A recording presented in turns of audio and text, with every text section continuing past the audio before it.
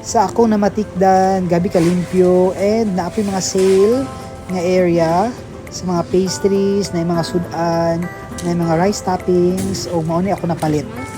And mabayad na ta.